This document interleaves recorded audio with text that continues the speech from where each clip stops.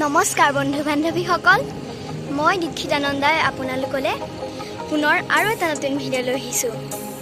এই ভিডিঅ'ত এয়া ট্ৰেক্টৰে হাল বাই আছে আৰু মই এতিয়া অলপ ধান কঠীয়া ৰুবলৈ চেষ্টা কৰিম। এয়া চাওক, বিটা পেলাই থৈ দিছে, এইবোৰ বিটা। আৰু এতিয়া মই কৰো আৰু সেইডৰা মাটি ৰোৱা হৈ গ'ল, এইডৰাও ৰোৱা হৈ গ'ল। এতিয়া ব'লক ৰোৱনীসকলৰ ওচৰলৈ যাওঁ। অসমৰ ছোৱালী হৈ যদি কঠীয়া চঠীয়া ৰুব নাজানো, কঠীয়া তুলিব নাজানো, কিহৰ আৰু। ব'লক কঠীয়া ৰুবলৈ যাওঁ। এয়া চাওক, বাইদেউখনে কিমান স্পীডত ৰুই আছে, আৰু মোৰ অভ্যাস নাই, স্পীডত ৰুব নোৱাৰিম। কিমান ধুনীয়া লাগে দেখি পেলাই। এতিয়া অলপ ৰুবলৈ চেষ্টা কৰিম। মই এতিয়া অলপ ৰুবলৈ চেষ্টা কৰিম। এতিয়া মই অলপ কঠীয়া ৰুম।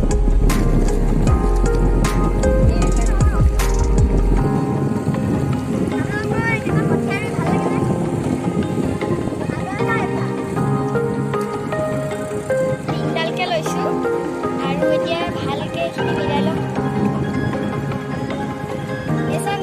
ধৰি লৈছোঁ।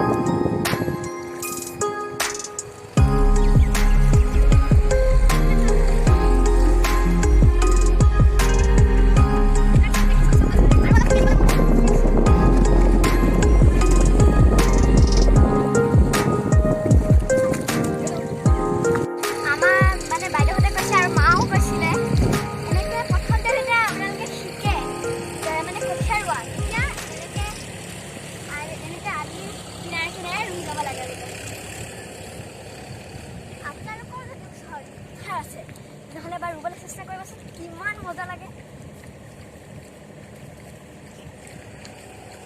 এইফালেও ৰোৱনীসকল আছে, সেইফালেও ৰোৱনী আছে, পথাৰ একে ভৰ্তি আৰু ৰোৱনীসকলৰ লগত।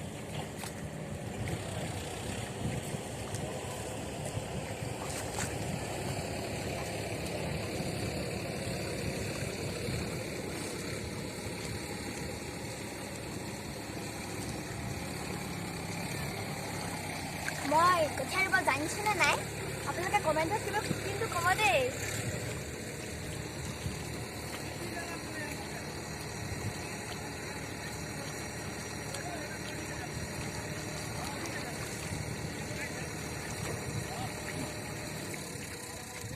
এয়া বাইদেউহঁতৰ এইডৰা হৈয়ে গ'ল, আৰু এতিয়া সেইডৰালৈ যাব, সৌডৰালৈ। এতিয়া বহুত বৰষুণ দিছে।